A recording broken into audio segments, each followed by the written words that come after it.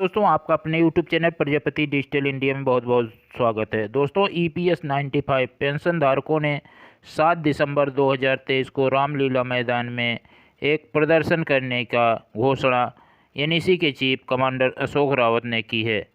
लेते हैं अपने प्रोविडेंट फंड से, चाहे घर में शादी हो, मकान बनाना हो, जो भी अलग अलग उसके नियम कायदे कानून है, तो उनका पैसा अब उनके आज के फंड में कितना पैसा है, अगर मान लीजिए उतना पैसा है जहां से उसमें से ले लिया जाएगा तो ठीक है, कम पड़ जाएगा तो फिर उसकी वसूली कैसे होगी? इन सवालों के जवाब का क्या कोई अभी स्पष्टीकरण है? देखिए, बिल्कुल साफ तौर से तो विपिन स्पष्टीकरण नहीं है, पर अगर आप लॉजिक और कैलकुलेशन के हिसाब से देखेंगे तो एक स्पष्टीकरण निकल के आता है।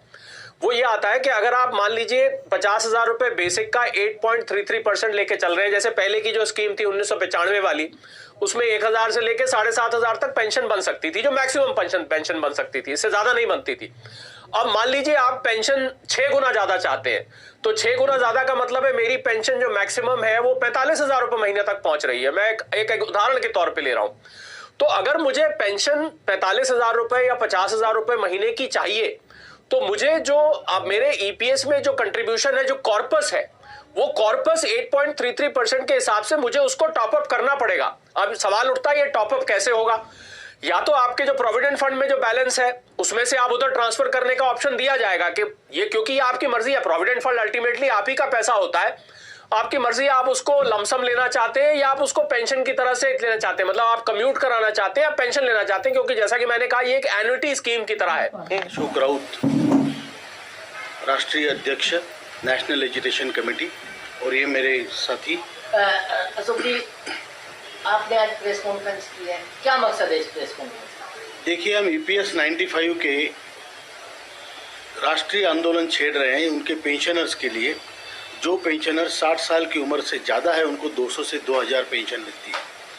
हमारी मांगे है कि 31/5 का सर्कुलर, जो कि सुप्रीम कोर्ट के निर्णय के खिलाफ है, उसका कंटेम्प्ट है, वो EPFO वापस ले लें और हायर पेंशन का मार्ग ज्येष्ठ नागरिकों को खुला हो। दूसरी हमारी डिमांड है कि मिनिमम 7,500 पेंशन और उस पर महंगाई भत्ता जो लोग हायर पेंशन में नहीं आते उनको मिले। अगर वो सरकार में देने में दिक्कत है तो कम से कम एज एन इंटरिम रिलीफ 5,000 और उस पर महंगाई भत्ता करके दें। तीसरी हमारी डिमांड है कि जो लोग EPS के मेंबर्स नहीं बने लेकिन रिटायर्ड हुए EPS की संस्थाओं से, उन्हें एक्स पोस्ट फैक्टो मेंबरशिप बना के इस सोशल सिक्योरिटी के नेट में लाया जाए। और चौथी डिमांड है सभी EPS के पेंशनर्स को और उनके स्पाउस को मेडिकल फैसिलिटीज दी जाए।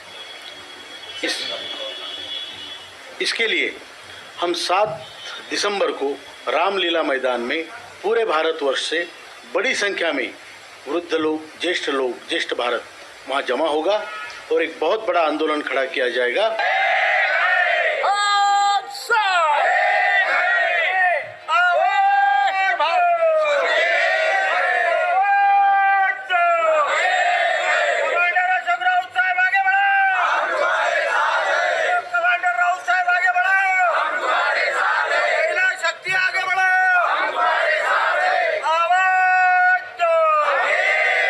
देख सकते हैं NEC की तरफ से ये रैली निकाली जा रही है। देख सकते हैं NEC mass rally demonstration in Delhi on December 7 December 2023 को NEC की तरफ से एक रैली दिल्ली के रामलीला मैदान में की जा रही है।